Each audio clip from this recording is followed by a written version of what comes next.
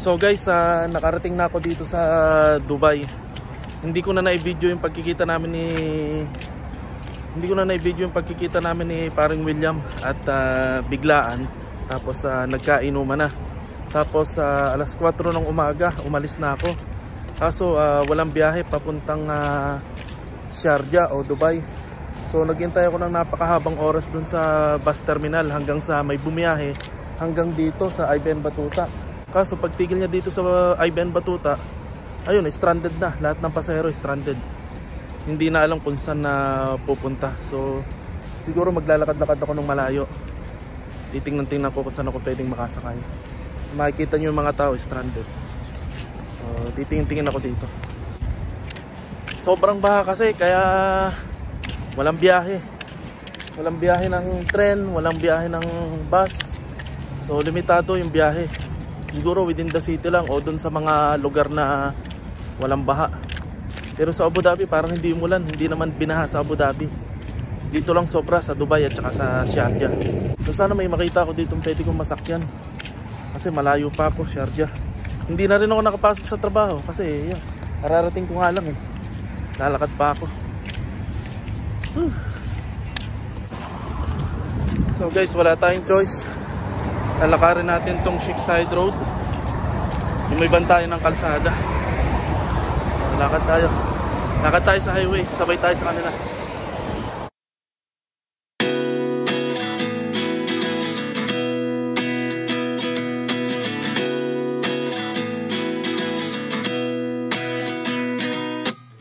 At 29 and I find myself wondering what did happen to the last 10. I ran away with my life, fast forward, never turn back. Nandito na nga ako sa istasyon ng tren kaso walang biyaya ang tren. Wala do kuryente. Hindi ko alam kung paano ko makakauwi nito. Wala rin taxi. Ang daming stranded dito. Ang tagal ng tren. Baka hindi pa daw siya mag-operate. Tumatawag sila ng bus pero mamaya pa daw. Kaya magbabaka sakali ako dito sa kabilang metro station. Tsaka kailangan ko rin ng tubig. Wala kasing mabili ng tubig doon sa station na yon. So lipat ako dito sa susunod na train station. Baka sakali.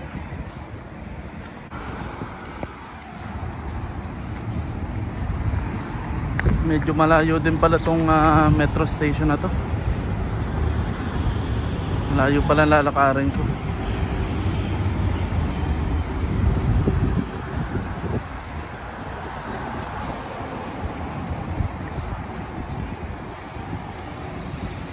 Buti na lang matigas na yung disyerto. Diban?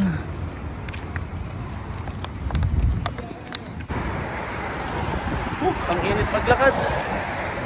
Ito pa ako sa highway. Anong magagawa? Wala kasing transportation gawa ng baha. Gawa ng pagkakaulan. Walang tren, walang bus, wala. Kaya lakad. Kunting days pa.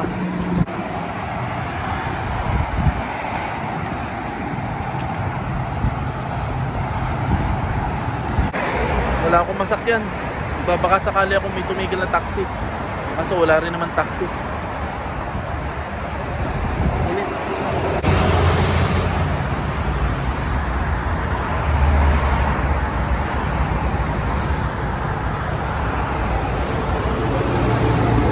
Nasa highway ako mahirap pa maglakad. Mabibilis yung sasakyan dito sa highway. Wala nga lang taxi. Kaya maglalakad pa ako papunta doon pa. Kaya pala walang tren, andito, na-stop. Na-stop yung train dito.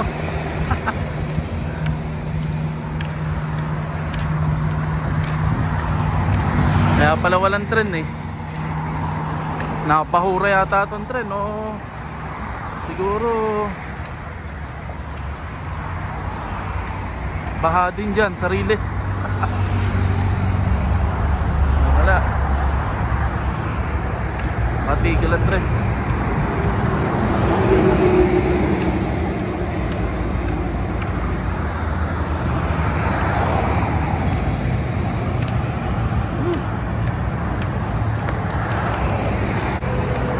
Ang gaganda nga ng building, ang ganda ng tren, ang ganda ng bus. Pero pag umulan naman dito, hindi rin magamit. Kasi konting ulan lang, bumabaha na. Ayun, stranded ang tren, kaya wala talagang pag-asa na magka-tren. Kaya tamang desisyon na maglakad ako. Kasi maghihintay lang ako doon ng matagal na oras. Eh, ito yung tren, oh, stranded dito. Dito ako sa Lilom. Ang init dun sa tabi ng kalsada.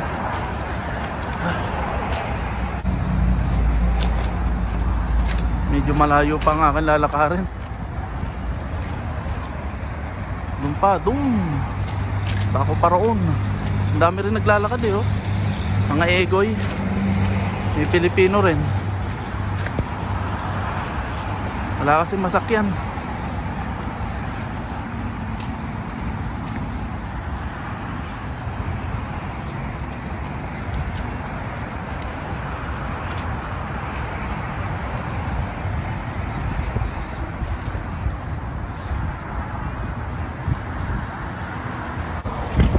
So mula Abu Dhabi, tumigil yung bus ng Batuta Station, Metro Station.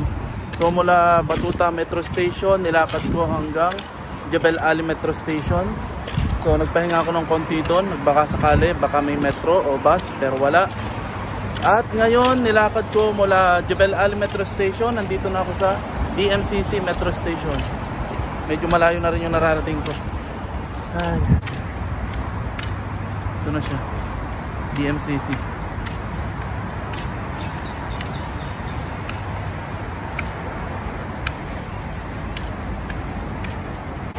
Yan, stranded ang mga tao dito ngayon dahil dyan, baha. Konting ulan lang dito, bahang-baha na. Bahang-baha siya, kaya walang bumibiyahing tren at saka bus.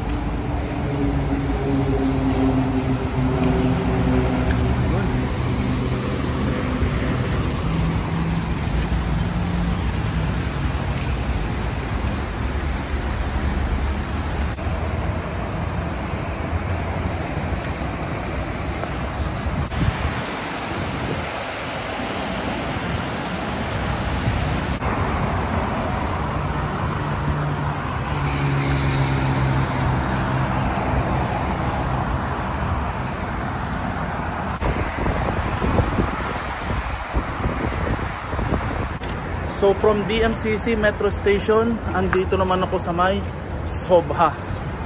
Sobha Metro Station. Yan. Sobha Realty. So yan, medyo talagang malayo na yung nalalakad ko.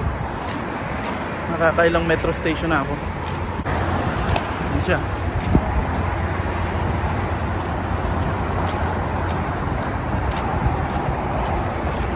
Right. Okay. Pahinga muna. Medyo malayo na yung nalalakad ko at marami na rin ako nalalampasan na metro station, pero wala pa rin ako makitang pag-asa na makasakay. Siguro dito sa susunod na metro station may pag-asa na tayo, kasi ito na yung Sheikh Zayed Road eh. So hopefully at sana may masakyan ako, either bus, tren o kung ano pa man yan. So tara, habang maaga pa, init kasi.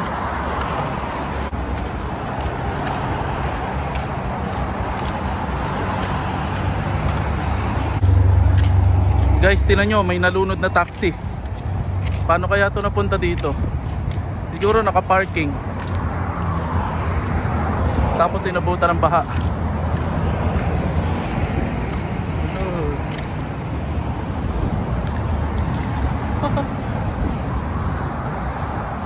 Lunod ang taxi.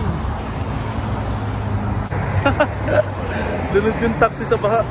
Naka-parking siguro, tapos inabutan ng baha. Init. Gaano kalapad ng kalsadang to? 1, 2, 3, 4, 5, 6, 7, 8, 200.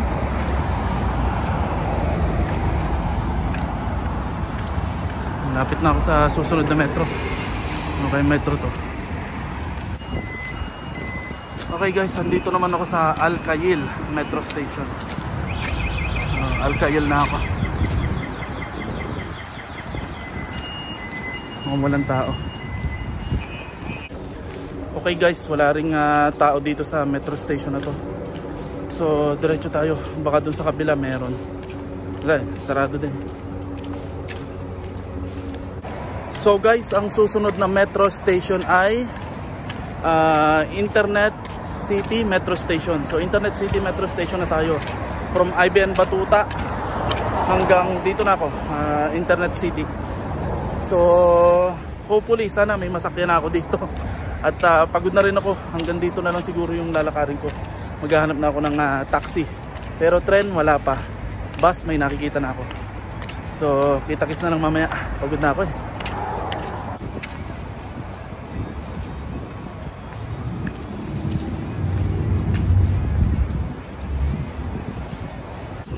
Wala pa ring taxi, wala pa ring bus, wala pa ring metro.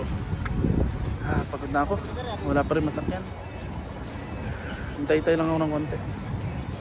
So guys, iwanan ko na tong Internet City kasi wala talaga akong masakyan. Alas 5 na ng hapon. So pagod na ako pero maglalakad na lang ako kasi paano ko uuwi? Wala talagang means of transportation. Nakakapangiyak. Tsatsagayin kong lakarin. Yun ang tren, oh, nakatambay.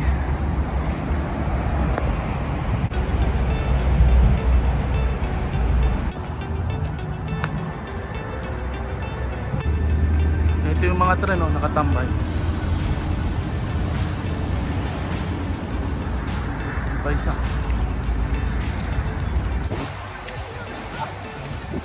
Dito na ako sa Mashrek. Baha pa rin.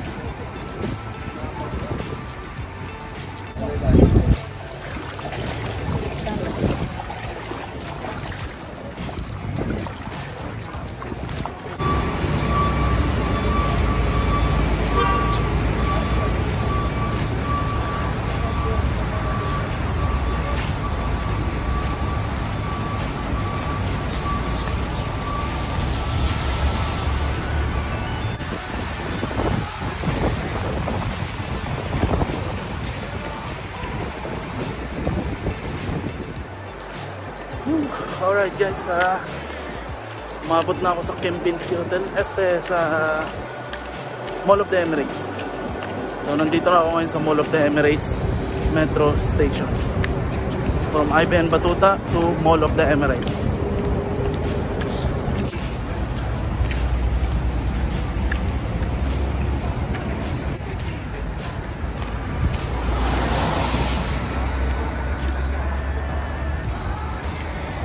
Nagmistulang park yung highway, oh. Ginawang parkingan, tapos ang dami naglalakad na tao, na stranded. Mga pinarking yung sasakyan sa gitna ng highway. Ayan. Tapos yun, lubog yung pulis. Yung sasakyan ng pulis, lubog. Mga iniiwan na lang yung mga sasakyan nila sa gitna ng kalsada.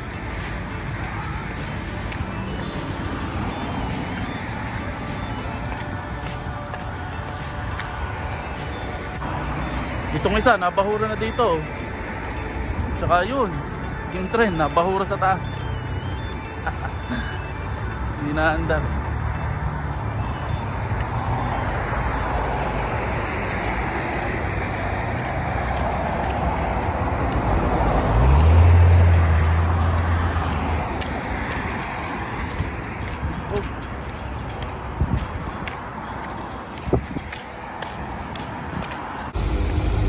Okay, andito naman ako sa Equity.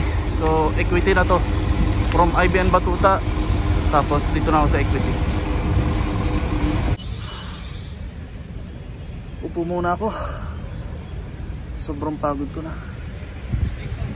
May sakit na pa ako. Inabot na tayo ng gabi. Mag-alas 7 na. Ang layo pa. Andito pa lang ako sa On Pasig yata. Ang susunod na... On Pasig yata yung susunod na metro station. Naninigas na yung paa ko.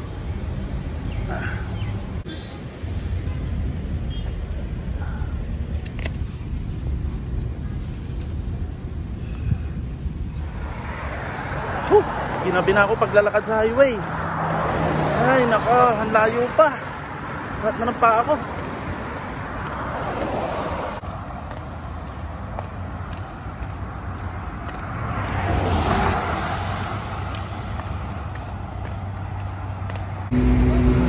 Pasig na ako.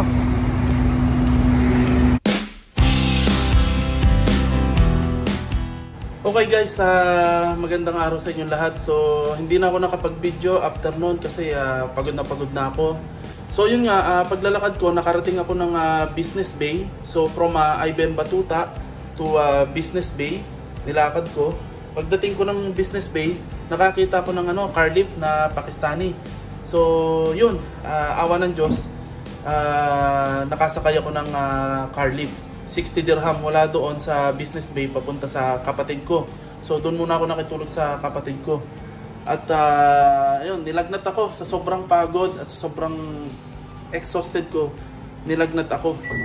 Buti na lang binigyan ako ng kapatid ko ng gamot, tapos nakakain din ako, tapos yun, nakapagpahinga ako. Hindi ko na rin na-video kasi nalobat ako. Ayan o. Charge ko ngayon. So nalobat ako. At eto, diretso ang pasok ko. Nandito na ako ngayon sa duty. Pero wala akong dala kahit ano. Kasi nga, galing akong Abu Dhabi. So wala akong uniform.